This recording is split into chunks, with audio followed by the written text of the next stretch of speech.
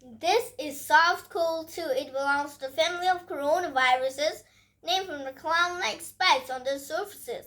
SARS-CoV-2 can cause Covid-19, a contagious viral infection that attacks primarily your throat and lungs.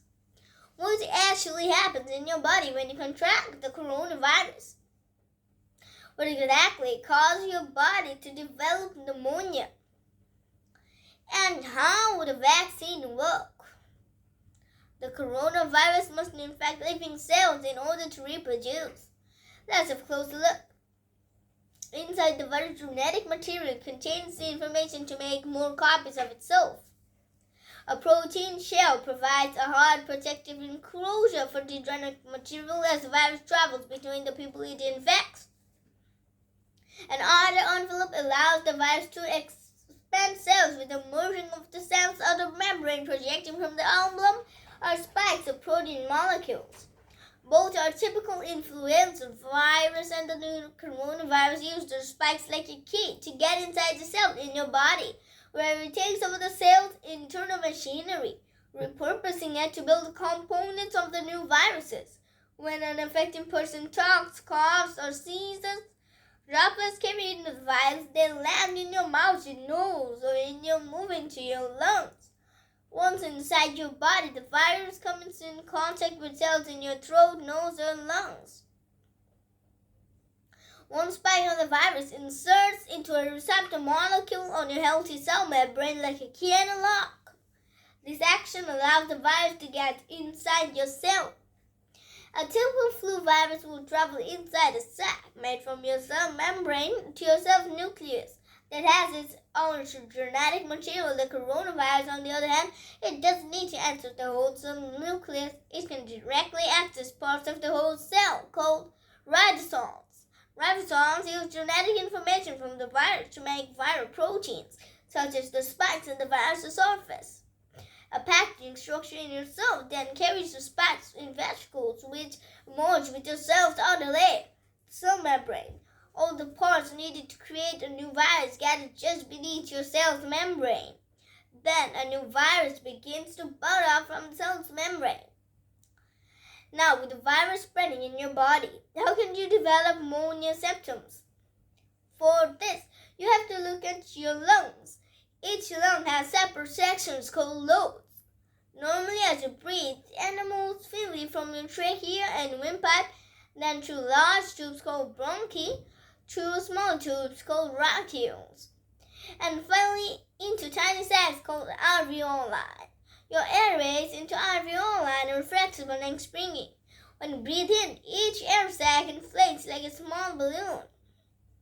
And when you exhale, the sacs deflate. Small blood vessels called capillaries around your alveoli. Oxygen from the air you breathe passes into your capillaries, and then carbon dioxide from your body passes out of your capillaries and your alveoli so that your lungs could get rebreathed when you exhale. Your airways catch moisture in the mucus that lines your trachea, bronchi, and bronchioles. In a healthy body, hair-like thin line the tubes constantly push the mucus and germs out of your airways, where you might experience by coughing. Normally, cells of their immune virus attack virus that germs make in your cilia and enter your alveoli. However, if your immune system is weakened, like in the case of a coronavirus infection, the virus could overwhelm your immune cells, and your bronchioles and alveoli become inflamed as the immune system attacks multiple viruses. The inflammation can cause your alveoli to fill with fluid, making it difficult for your body to get the oxygen it needs. You can develop pneumonia while one of the lungs is affected, or you could have the bronchophobia that affects your both lungs. Pneumonia may cause difficulty breathing, chest pain, coughing, fever, and chills, confusion, headache, muscle pain, and fatigue. It can also lead to more serious complications. Respiratory failure occurs when your breathing becomes so difficult that you need a machine called a ventilator to help you breathe. These are the machines that save lives and that medical device companies currently wrapped up production for. Whether you develop these symptoms depends on a lot of factors such as your age and whether you already have an existing condition. While this sounds scary, the push to develop a coronavirus vaccine is moving at high speed.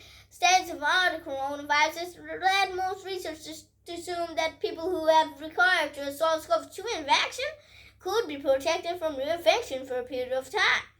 But that assumption needs to be backed by empirical evidence, and some studies suggest otherwise. There are several different approaches for a vaccine into a coronavirus. The basic idea is that you will get a shot that contains faded versions of your virus.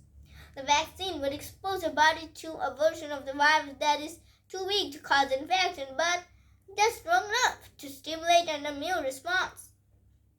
Within a few weeks, cells in your immune system will make markers called antibodies, which will be specific for only the coronavirus, or the specific is spike protein. Antibodies that attach to the virus can prevent it attaching to your cells. Your immune system then responds to signals for the antibodies, like consuming and destroying the clones of viruses. If then catch the real virus in a later stage, your body will recognize it and destroy it. In other words, your immune system is now primed, collecting evidence on whether this will be possible, safe, and effective. This part was taking researchers so long to develop a vaccine. It's a race against time to develop a vaccine in the middle of a day. Each step in vaccine usually takes months, if not years, and the Ebola vaccine broke records by being the 5 years. The hope here is to develop the coronavirus in a record-breaking 12 to 18 months. Well, all this will take time. Stay home if you can to protect the most vulnerable. And don't forget to wash your hands for at least 20 seconds and as often as possible. Now, what will happen if you didn't do that for an entire year?